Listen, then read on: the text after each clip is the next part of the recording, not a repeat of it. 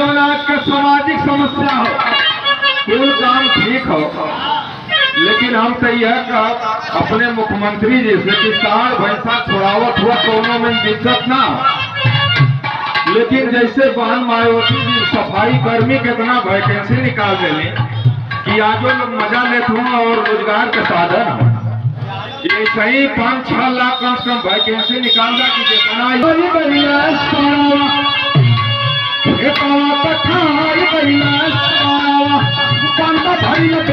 जब से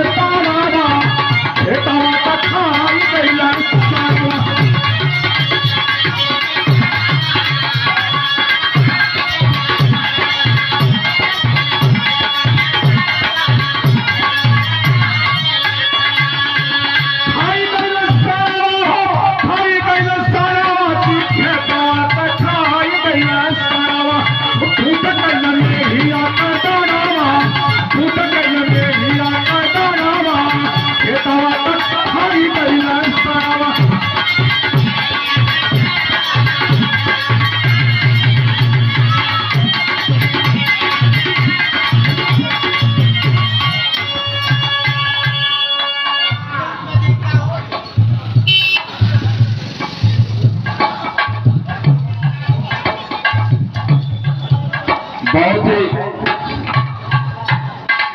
ही गंगा चैनल की सुंदर होनहार गायिका परम आदरणीय परम श्रद्धेय परम पूजनीय सुमन भारती जी के करकमलों द्वारा सुंदर पुष्पहार जब एक संगीत प्रेमी कलाकार जब एक कलाकार की सम्मान करेला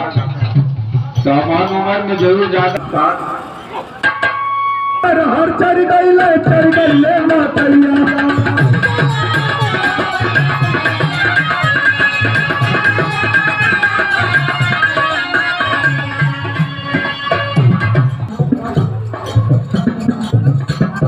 यूनियन बैंक के गीत में कहा से बहुत कलाकार हैं तो बस खाली एक का अंतरा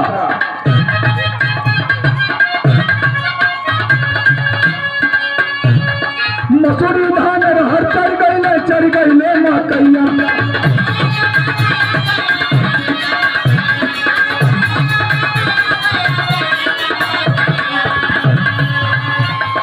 कैसे पड़ी छनाई भैया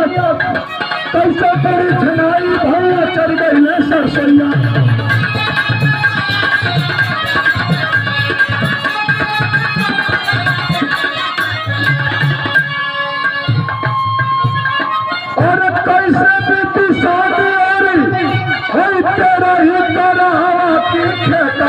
खाई गईले सारा कि धूप कैला मेरी आका दारा